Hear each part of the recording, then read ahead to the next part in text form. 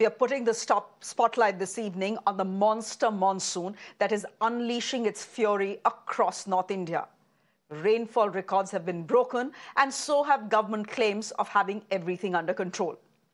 From Himachal Pradesh to Haryana, what stands exposed is apathy and corruption that has become a flood of misery for citizens in this country. In the last 48 hours, Himachal Pradesh has been the worst affected state. One of India's favorite hill stations, Kulu Manali, is in the grip of flash floods triggered by torrential rains. The mighty Beas river is overflowing, sweeping everything that is coming in its way. Bridges, vehicles, on your screens, that hotel, homes as well. Countless trees have been uprooted. Hundreds of people are stuck due to deadly landslides. National highways have simply collapsed. And about 800 roads have been shut thanks to the rampaging rain across the state. At least 20 people have died because of rain-related incidents, and there seems to be absolutely no respite in sight for those living in Himachal Pradesh for the next 4 to 5 years. So essentially, just be prepared. Now, those looking for a home in Punjab's Mohali should know, and these are pictures that came to us from Mohali. We should just put those out as well.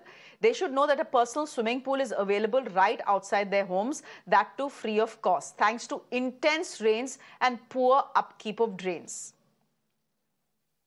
This, by the way, are the pictures that are coming to us from Roopnagar as well. So we have pictures from Himachal Pradesh. We have pictures that are coming to us from Chandigarh and Mohali as well. Let's put those pictures out from Mohali. Clouds floating in the water like they are water rafts. Pictures from Mohali, which is near Chandigarh. But Punjab, as you know, is one of the key food-producing states. And by the looks of it, huge tracts of agricultural land are now inundated, destroying crops. Look at the visuals on your screens. This is not Venice. This is not a lake with a park on its side. This is Delhi, India's national capital, which reported record-breaking rains in 41 years. What you see on your screens is Connaught Place in the heart of Delhi. Certainly not the Venice Chief Minister Arvind Kejriwal promised his voters.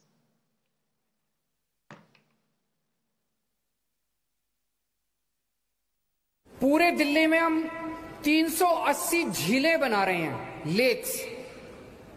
Delhi धीरे धीरे झीलों का शहर कहलाएगा। पूरी दिल्ली के अंदर आप जहां भी जाओगे आपको झीलें दिखाई देंगी, खूबसूरत आसपास लैंडस्केपिंग दिखाई देगी। अभी जितनी झीलें, 26 झीलें बन के तैयार हो गई हैं। तो झीलों से एक तरफ वातावरण अच्छा होगा, एक तरफ हवा अच्छी होगी और दूसरी तरफ अपने को पीने को पानी मिलेगा। Now, this is what Arvind Kejriwal had said, how his government will make Delhi a city of lakes. Well, congratulations, Mr. Kejriwal. You've done the impossible and you have triggered a meme fest on social media as well. Listen in to what he said today.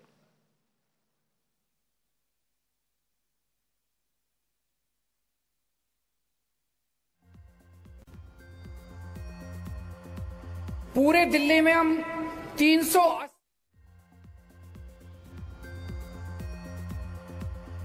और 9 जुलाई के जो 24 घंटे थे, उन 24 घंटों में 153 mm बारिश हुई है, 153 mm बारिश हुई है। 40 साल में इतनी बारिश पहली बार 40 साल के बाद हुई है। 1982 में 169.9 170 mm बारिश हुई थी, इस बार 153 mm बारिश हुई है। सो अनप्रेसिडेंटेड बारिश है। इतनी बारिश को बर्दाश्त करने के लिए दिल्ली का सिस्टम डिजाइंड नहीं है। तो जाहिर तौर पे लोगों को बहुत ज्यादा समस्याएं आई, बड़ी समस्या है। उसको देखते हुए चाहे जितने मर्जी एफर्ट्स किए जाएं, all efforts are proving less.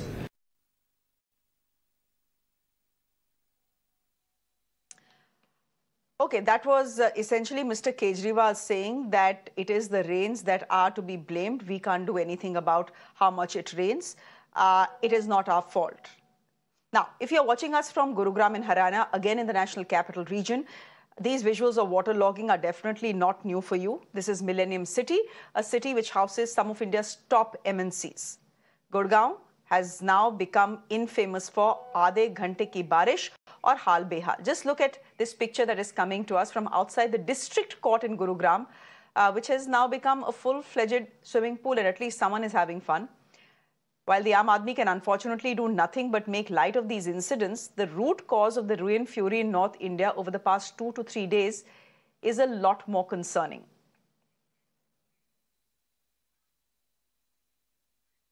Let me go straight across to my colleague Manoj, who's joining us from Ropar in Punjab this evening. Manoj, आप हमारे साथ रोपर से जुड़ रहे हैं, पंजाब से जुड़ रहे हैं. बताइए क्या सिचुएशन है वहां पर. चंडीगढ़ का तो हाल हमने देखा, मोहाली का हाल देखा, रोपर का क्या हाल है?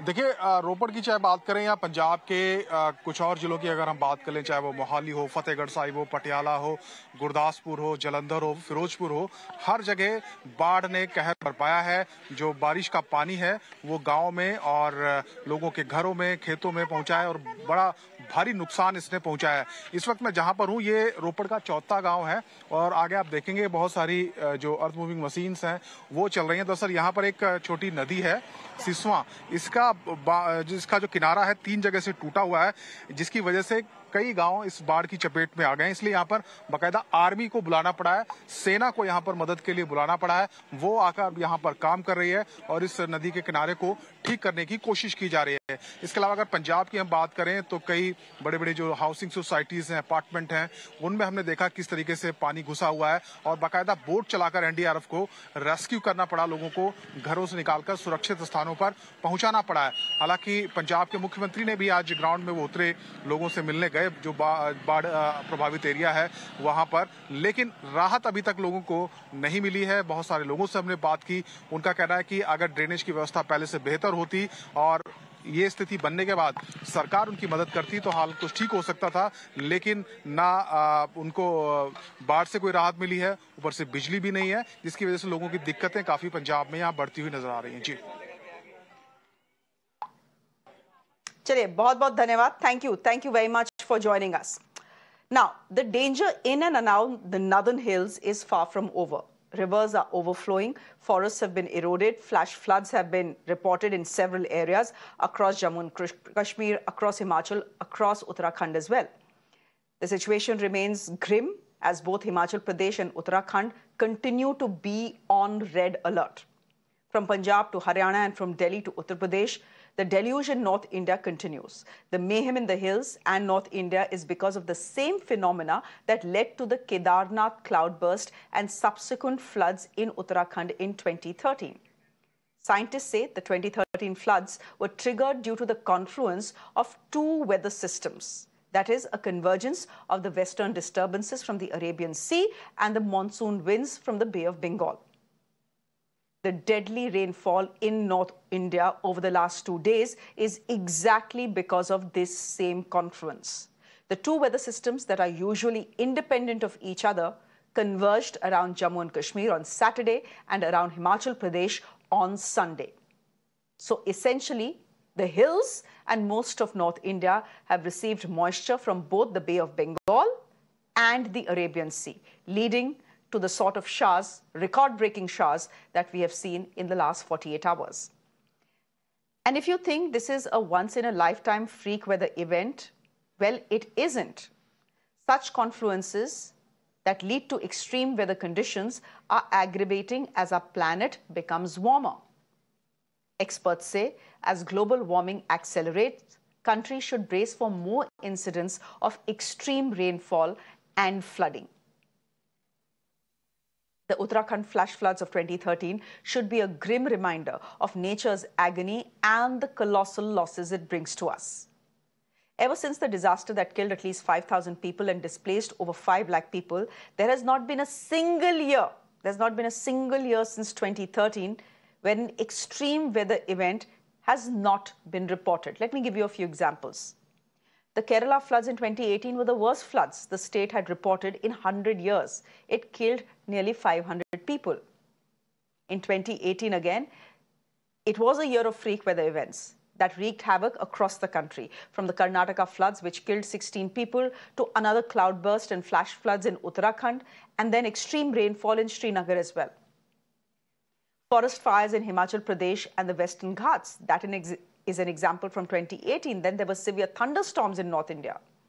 A record-breaking 36,000 lightning strikes in 13 hours in Andhra Pradesh. Can you imagine that? In 2018. And hailstorms in Madhya Pradesh, again in 2018, recorded as the year of freak weather events that wreaked havoc across the country. The deluge in Assam every year is not new. Since 2015, nearly 700 people in Assam have lost their lives due to floods, while 8,000 hectares of land have been lost every year because of inundation.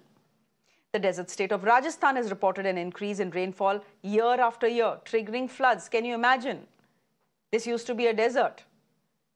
At the heart of most of these freak weather incidents is a combination of uncontrolled construction and, of course, a rise in global warming as well.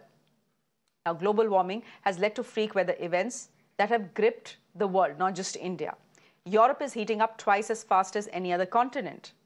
The temperatures in Western Europe have risen 2 degrees Celsius above average since the 1980s, leading to killer record-breaking heat waves, which have claimed 16,000 lives and caused damages worth some $2 billion a year. In 2021, the Arctic recorded temperatures of 38 degrees, which was a result of a prolonged heat wave. European countries are witnessing extreme heat wave conditions. Countries like Germany, Austria have issued an alert for the elderly, people with health conditions, pregnant women, and parents with young children. China this summer is being simultaneously hit by heat waves, flooding, and drought. As scorching heat waves continue to sweep North China, an orange alert has been sounded in several provinces as temperatures are set to breach the 40-degree mark. China at the moment is facing its worst heat wave in 60 years. Meanwhile, the northeastern part of the country has been hit by heavy rainfall over the past few days, causing streets and rivers to flood. 9 people are still missing after a landslide was reported yesterday, which was sparked by heavy rainfall. And weeks after the biggest dam of Ukraine collapsed after it was attacked by Russian forces, the region is experiencing severe drought. So not only is this an environmental disaster, it is also an ecological disaster. Heavy rains in New York, for example, have caused severe flooding, leading to swamped roadways and forced road closures. The National Weather Service of the country has now extended flash flood warnings for New York. Japan is experiencing its heaviest rains ever. Torrential rain, which triggered floods in southwestern Japan, has claimed 1 life, while 6 people have been missing since. And massive floods have gripped Pakistan once again. The extreme waterlogging and floods have claimed at least 76 lives so far, injuring over 133 people. This comes at a time when Pakistan is still recovering from flooding, which hit the country last year that claimed over 1,000 lives. And talking about extreme weather events, wildfires in Canada continue to rage. The country currently has almost 655 active wildfires, with more than 350 fires that are labeled out of control. More than 8.9 million hectares of land has been scorched so far. And as per experts, Canada is projected to witness a significant increase in the areas affected by wildfires by the year 2050, as climate change is predicted to intensify. Meanwhile, today, Delhi Chief Minister Arvind Kejriwal has blamed the rains for the menace. Of course, it's record-breaking. That's true. But the incompetence of our authorities has been remarkably record-breaking as well. There has been absolutely no pre-planning that is done to tackle the rains. Is rainfall breaking news for our Netas, that they don't get time to prepare for it? Why is it that the Aam Aadmi Party's Atishi called for an inspection after the wall of a government school collapsed and after Delhi had witnessed 48 hours of intense record-breaking rain? Why is it that the Haryana Chief Minister has to buckle up after the mess has been caught on camera? Why can't our elected Netas complete all of these meetings and plannings and whatnots before they are pulled up for mismanagement? And there has been mismanagement, not just in Delhi, but we've seen it in Haryana as well.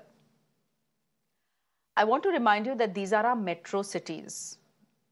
Delhi, Mumbai, Gurugram, Bangalore. These are the cities that contribute the most to India's GDP. But what facilities do residents of these cities get? Nothing. And at the root of this is poor urban planning, poor infrastructure development, and poor maintenance of water channels and drains. For example, Bangalore gets flooded every year, not just because of heavy rains, but because natural water channels beneath the surface are blocked due to irregular construction. In 2014, Srinagar received 5 times more than the normal rain within 4 days. But again, the flooding was not due to the rains. The flooding happened due to overpopulation in low-lying areas along the Jhelum River, not just the Jhelum banks. The Parvati River in Himachal Pradesh's Manikaran are populated with hotels, restaurants, and other establishments that are a threat to nature. Speaking of tourist infrastructure, the floods in Kerala have killed nearly 500 people in 2018, a devastation that is largely due to unregulated increase in the number of settlements and tourist infrastructure along the floodplains. Banks of rivers, floodplains, and some valleys are ecologically sensitive areas that are meant to be left untouched. But human activity and unauthorized construction along these areas has resulted in poor absorption of rainwater. Speaking of infrastructural mess during the monsoon season, here is Maximum City, Mumbai. Residents in a colony in Juhu have complained about getting contaminated water since the last 20 days. Locals say that the drinking water and sewage water lines got merged, which led to sheer civic apathy. An incident that has now led to at least 30 families falling ill. Take a look at this report that our colleague Ankit has sent to us. Currently, I am standing in Juhu Gautan area, and if you see the bottle which is there in my hand, and it is completely a drinking water. Yes, that's absolutely right. This is a drinking polluted water which is getting the Juhu Gautan area people. Currently, I have many residents with me, and from last 15 to 20 days, they are getting the same kind of water. People are getting ill over here. People are suffering with many problems. So let's talk to them. What are the problems because of this polluted water they are facing? Sir, first of all, thank you so much for connecting, sir. Sir, what are the problems the residentials are facing over here? See, now for the past 20 days, I'm telling, for the past 20 days, we are getting contaminated water. Sewerage line has been maybe joined in that water, and we are getting dirty, filthy water. In that same water, we wash our clothes, we wash our vessels, we take bath. And many people have fallen ill. अभी उसमें residential का facing का problem ये है कि हमारे पास जो building में टैंकी होती है, उसमें तो पूरा गंदा ही पानी आ रहा है. अब हम उसको बाहर तो फेंक नहीं सकते. तो अगर हम उसको पानी को हम हमारे सोसाइटी मेंबर्स को दे रहे हैं, तो उसमें से 30 फैमिलीज के अंदर 20 लोग अभी भी ट्रीटमेंट करा रहे हैं हॉस्पिटल के अंदर, बीमार हो गए. लूज मोशन, वॉमिटिंग, बच्चे हो, बूढ़े हो, यंग हो, सबको प्रॉब्लम हो रहा है. I am facing the same problem. Last 20 days we are getting very dirty water, and we are just fed up. People in the house are sick, and I just is one request that this work has to be completed as soon as possible, and we also want this water, this timing to be increased for some more time, because the flushing is taking long, and so that we at least can have some clean and pure drinking water. Let me go straight across to Vinlendu Jha, who is an environmentalist, and he is joining us on the broadcast. Vinlendu, I just want to put the focus right now on our metro cities. Look at the pictures that have come to us from Gurgaon. It's now called Gurugram. It houses some of India's top MNCs, and very, very rich people live in Gurgaon. You live in Gurgaon as well. I don't know whether you're very, very rich, but even middle-class people who pay taxes don't deserve the sort of pictures that we've seen come out of Gurgaon. Delhi, India's national capital. India's national capital. You have underpasses that are flooded. Underpasses that are completely flooded. Chandigarh, supposedly a planned city. You know, every time a city gets flooded, we say planning nahi hai. There is no master plan. Chandigarh, supposedly planned city, again completely flooded. Can we just blame it on the rains, like most Netas seem to be doing today? No, it's very convenient for our political class to really blame the weather one day for the mess that we are in, and also, credit themselves if the same kind of a weather improves the air quality. So imagine if the air became better last month, the government said they did it, and right now the mess that we see on the streets, they're actually saying that the other did it, and the God did it, or the rain did it. This is absolutely what you said Shreya, this is corruption, this is apathy, this is lack of foresight, this is poor governance. In the sense, do we not know? And by the way, unprecedented rain, yes, but did we not know that Delhi actually floods, or most parts of Delhi and Gurgaon and several other cities keep flooding year after year, irrespective of whether we have 155 mm rainfall or 55 mm rainfall or even 20 mm rainfall in that sense. Indeed, climate change is there, but what are you actually doing about that data that you have in front of you, which says that there's going to be extreme weather events? You can't be just signatory to many of these summits internationally and a lot of these global climate, climate change events and conferences that you all go for. You'll have to really adapt and do some sort of a proportionate policy making and action and plan. Imagine in Delhi right now, as Yamuna is getting flooded, as it already crossed the danger mark, which basically means that the low-lying area, which effectively what you were talking about, is going to flood the entire encroached upon floodplains. So if your stormwater drains are encroached, if your floodplains are encroached, if your entire government machinery largely is involved only in winning elections rather than actually serving the people and serving and doing their job, indeed we'll have a mess like this. So, suddenly waking up and suddenly, getting caught by surprise every time we hear these politicians tell us that, oh, well, it's an extreme disaster. It's a disaster that you created. Perhaps you would have managed it well. Look at Delhi's drainage system. We have the drainage system since 1978, and we haven't really revised that. Everywhere there's concrete, everywhere there's encroachment. Government is the biggest encroacher in many of these places, in many of these cities. And despite many such visuals, many such events of disaster, of hundreds of people dying and billions of dollars worth of money lost, it's just a mockery of governance in that sense. And you know what? This shall also pass. The rain will be over within 2 days or 3 days time, or something. It won't be an extreme weather anymore in a couple of days, and the situation will be back to normal, just blaming each other. So it's really high time that our politicians educate themselves, prepare themselves, and govern better and adapt to these new events, because we are going to see more and more and more of these heat waves and also acute flood and extreme flood situations. Imagine, Shreya, with you last 4 months, I would have been on your show about air pollution to heat waves to now floods. And when these are happening as a pattern, why are we not having a master plan to adapt to these climate events and rather just do these photo op events? Yeah, sure. You just spoke about Delhi, and because Delhi is our national capital, I think, let me just spend a minute on Delhi. You said, the drainage master plan is, well, it's older than I am. That's how old it is, Vinlendu. And there was an attempt made to revise it. That attempt was made in, I think, attempt was made in 2011. The project was given to IIT Delhi. It took 8 years for them to... and I think it took 8 years for them to come up with a plan, and then it took 2 years for the Delhi government to say, oh, we have a plan, let's try and implement it.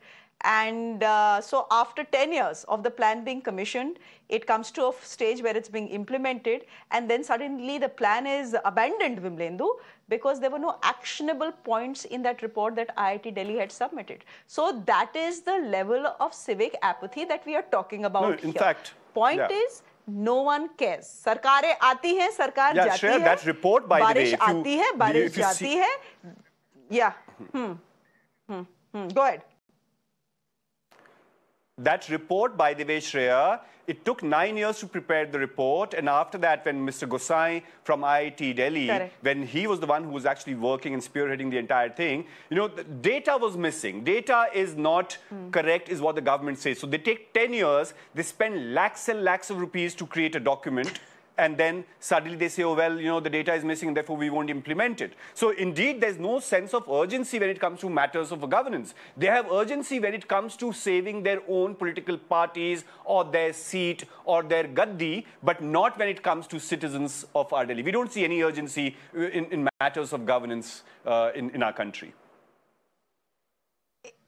And it's also this example about Delhi's drainage master plan is illustrative of how the quote-unquote system works. It never works for the citizen. It somehow works for governments and babus. Vinlendu, we are also getting pictures from the hills. We have got pictures from Himachal Pradesh. I'm fairly certain you have seen them as well. Just take a look at that. That's a hotel. And it simply just falls down like a pack of cards. There's a problem. That hotel shouldn't have been where it is. Anyone looking at that picture, you don't have to be a genius, a scientist, an environmentalist, or a geologist to tell you that that hotel shouldn't have been where it is situated. We've seen exactly the same thing happen in 2013 in Uttarakhand as well.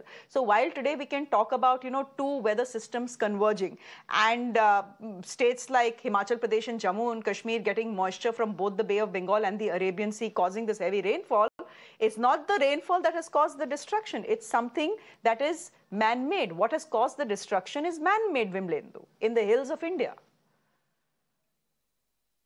Absolutely. Absolutely, Shreya, and not just that hotel that is collapsing, which is, someone,